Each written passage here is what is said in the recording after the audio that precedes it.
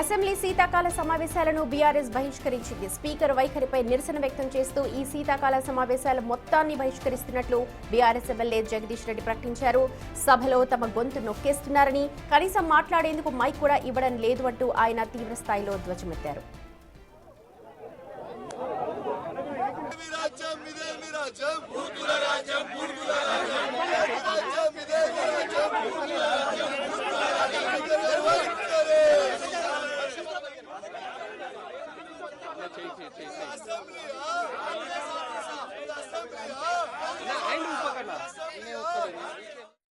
ముఖ్యమంత్రి రేవంత్ రెడ్డిని విమర్శిస్తే మైక్ ఇవ్వను అని ఏ స్పీకర్ అన్నరని, కానీ ప్రస్తుత స్పీకర్ తీరు కాంగ్రెస్ కు అనుకూలంగా ఉంది అంటూ జగదీష్ రెడ్డి ఆరోపిస్తూ ఉన్నారు.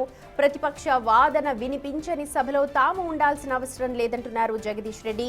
ప్రజాస్వామ్య విలువల కోసం ఈ సమావేశాలను బహిష్కరిస్తున్నట్లు చెప్తోన్న జగదీష్ రెడ్డితో మా ప్రతినిధి విజయ్ ఫేస్ టు ఫేస్ చూద్దాం. సభలో ముఖ్యమంత్రి మాట్లాడిన తర్వాత తమకు సమయం ఇవ్వలేదంటూ కూడా బీఆర్ఎస్ ఎమ్మెల్యేలు వాకౌట్ చేశారు. ప్రస్తుతం మనతో పాటు సూర్యాపేట ఎమ్మెల్యే జగదీష్ రెడ్డి ఉన్నారు. సో ఇటు ముఖ్యమంత్రి మాట్లాడిన తర్వాత మీకు సమయం ఇవ్వలేదంటూ వాకౌట్ చేయాల్సినటువంటి పరిస్థితి వచ్చింది. అసలు దేనికి, అంటే ఎందుకంత? ఇది వాకౌట్ కాదు, మొత్తం టోటల్ ఈ సెషనే బాయ్కాట్ చేస్తున్నాం. ఎందుకంటే స్పీకర్ గారి యొక్క వైఖరి పూర్తిగా అప్రజాస్వామికంగా ఉంది, ప్రభుత్వానికి వంతబడుతున్నట్టుగా ఉంది. వారు డైరెక్ట్గా అనేసినారు. వాస్తవానికి మనసులో ఉంటుంది, కొంత పక్షపాతం ఉంటుంది, కానీ ఆ పార్టీ నుంచి గెలిచినప్పుడు ఇవాళ స్పష్టంగా మీరు ముఖ్యమంత్రిని విమర్శిస్తే మీకు మైక్ ఇవ్వను అనే మాటను వాడినరు స్పీకర్ గారు. ఇది ఏ స్పీకర్ కూడా మాట్లాడకూడదు ఆ పద్ధతుల్లో. అది స్పీకర్ అనాల్సిన మాట కాదు. అంటే ఆయన పూర్తిగా ఆయన కాంగ్రెస్ వైపు ఉన్నట్టనే విషయం స్పష్టంగా అర్థమవుతుంది.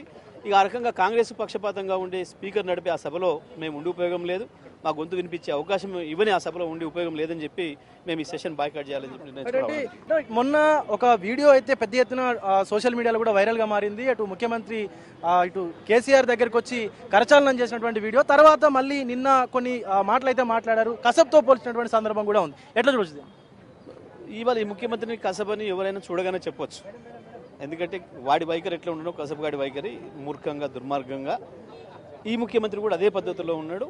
100% కసబ్కి ముఖ్యమంత్రికి తేడా ఏం లేదు.